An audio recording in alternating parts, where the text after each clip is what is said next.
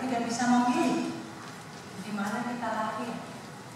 Apakah kita lahir di Eropa atau di Asia atau di Afrika?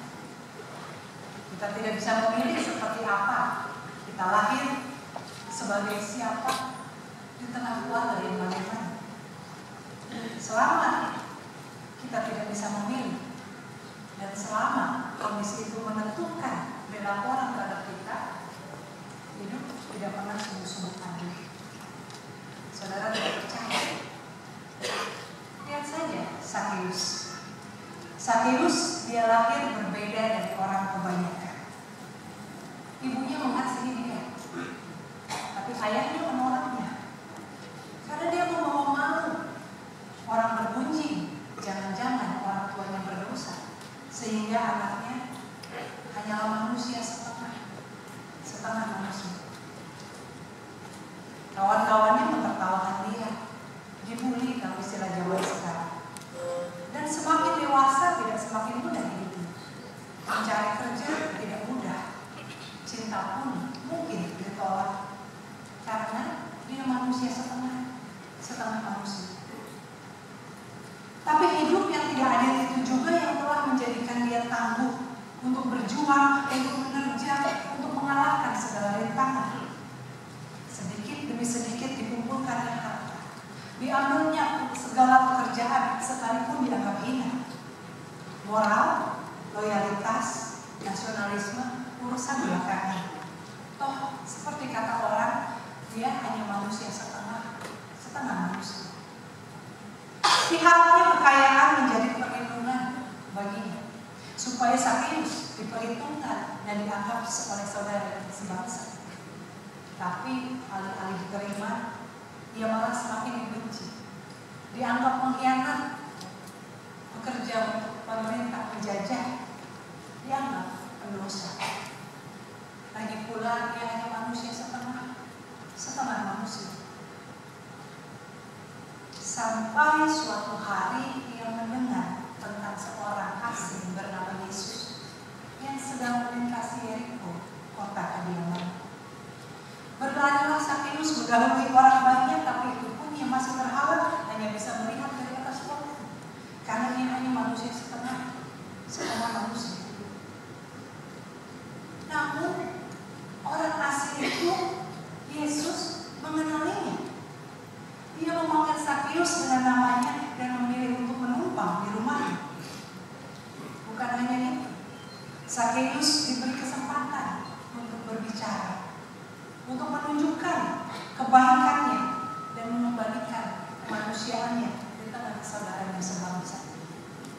Karena di mata Yesus, Sakeus adalah manusia yang sepenuhnya manusia, karena dia pun anak Abraham. Saudara-saudara, mengapa saya mau berbicara tentang Sakeus di saat mau berbicara tentang kebangkitan nasional? Karena Sakeus, saudara-saudara, adalah tokoh di dalam Alkitab yang sering digambarkan sebagai orang yang serakah, orang yang suka memeras, suka menyalahgunakan kekuasaan karena dia kaya. Tapi saudara-saudara pernah terpikir bagaimana lagi saudara kalau jadi Sakeus? Apakah dia bisa terlantar dengan tubuhnya yang kecil? Tidak mudah untuk mencari uang. Padahal tanpa uang, bagaimana Sakeus dipandang orang? Tapi Sakeus yang mungkin sudah mengalami penolakan sejak kecil, sejak dia terlahir, malah justru semakin ditolak. Saudara-saudara, Sakeus tidak pernah memilih untuk terlahir sebagai orang yang bertubuh pendek. Dan pendeknya Sakeus mungkin pendek di bawah rata-rata, bukan sekedar tidak tinggi. Sama seperti kita juga tidak bisa memilih seperti apa kita lahir. Kita tidak bisa memilih warna kulit kita, warna rambut, etnis, jenis kelamin. Kita tidak bisa memilih di mana kita lahir, keluarga kita beragama apa, warga negara kita pun apa.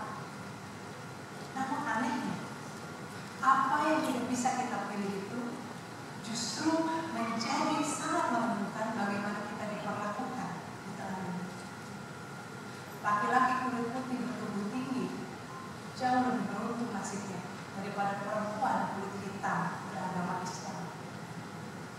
Saudara-saudara, pertanyaannya adalah, siapa Sakeus masa kini? Siapa Sakeus kalau dia hidup di zaman sekarang? Siapa Sakeus kalau dia ada di Indonesia? Saya mau katakan, Sakeus adalah kita. Kita yang tidak memilih etnis kita apa. Kita yang sampai tahap tertentu tidak pernah memilih agama kita apa. Tapi kita yang sejak lahir atau sejak sekolah sudah diperkenalkan dengan diskriminasi. Dianggap berbeda, dianggap asing, penumpang gelap. Kita yang lahir dari kandungan ibu pertiwi tidak pernah mengenal negara yang lain. Tapi kita yang sampai hari ini masih dianggap sebagai penumpang gelap. Kita yang kemudian juga mungkin seperti Sakeus merasa harus melindungi diri, melengkapi diri dengan kekayaan, dengan jabatan, dengan kepandaian, supaya kita aman dengan rumah berportal, pagar yang tinggi, supaya kita aman. Tapi sama seperti Sakeus, itu menjadikan kita semakin jauh, semakin berjarak dari tengah-tengah bangsa. Saudara-saudara, akhir-akhir ini di tengah bangsa Indonesia, orang tidak lagi takut atau malu untuk menyebut sesamanya kafir hanya karena berbeda agama, berbeda keyakinan, berbeda suku dan etnis. Padahal tidak pernah ada yang memilih sukunya etnis apa lahir di tengah bangsa.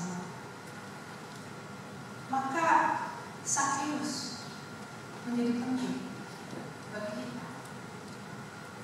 Namun saudara-saudara, Sakeus juga bukan hanya kita. Sakeus juga adalah orang-orang lain yang biasa disalahpahami dan ditolak oleh orang yang merasa minoritas. Sakeus adalah kaum LGBT, kaum transgender yang dianggap bejat moral, harus dihindari karena takut menular, padahal mereka tidak pernah memilih untuk lahir di dunia. Saudara-saudara, Sakeus adalah orang dengan disabilitas yang menonton bioskop aja susah karena memakai kursi roda. Yang kalau datang kebaktian tidak akan mengerti karena dia tidak bisa mendengar. Saudara-saudara, dan betapa sulit kita menempatkan diri di posisi orang lain kalau itu bukan kita. Apakah ada yang laki-laki paham bagaimana rasa takutnya kaum perempuan kalau mengalami pelecehan bahkan hanya sekedar verbal, atau harus pulang malam sendirian?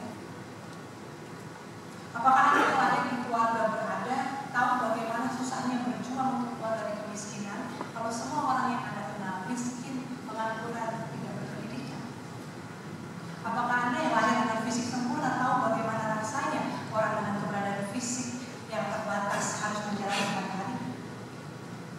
Saudara-saudara, mungkin ada baiknya kita menjadi Sakeus di tengah bangsa ini supaya kita bisa berempati lebih banyak. Namun saya tidak mau bicara tentang nasib Sakeus, tentang kondisi kelahirannya, apa yang tidak dipilih olehnya. Saya mau berbicara tentang perjumpaan Yesus dengan Sakeus. Sama seperti kita juga mengalami perjumpaan dengan Kristus. Yesus yang berjumpa dengan Sakeus mengenali dia dengan namanya, memulihkan kemanusiaannya. Dia bukan lagi setengah manusia, dia adalah Sakeus yang rumahnya mau ditumpangi oleh Yesus. Tapi Yesus meminta Sakeus turun dari atas pohon. Betul, Sakeus di atas pohon supaya bisa melihat karena tubuhnya kecil. Tapi pohon itu juga menjadi tempat yang dia pikir aman, jauh berjarak dari saudara-saudaranya sebangsa yang membenci dan memusuhi dia. Turun dari atas pohon harus meninggalkan tempat yang aman dan menjadi rapuh berada di tengah-tengah orang yang tubuhnya lebih besar dan juga membenci memusuhi dia. Namun pohon tidak bisa selamanya menjadi tempat bagi Sakeus. Sama seperti seringkali kita berpikir kita punya jaminan keamanan yang semu, tapi kita tidak bisa seterusnya hidup di sana. Kita harus keluar ke tengah bangsa ini, terekspos dalam kerapuhan kita. Tapi bukan hanya itu, Sakeus diberi kesempatan untuk berbicara. Saudara-saudara, Sakeus berkata dua hal. Yang pertama, dia katakan setengah dari hartaku akan diberikan kepada orang miskin. Luar biasa. Kekayaan yang sebelumnya dia jadikan yang membuat dia semakin berjarak dengan saudara sebangsanya, kini dijadikan jembatan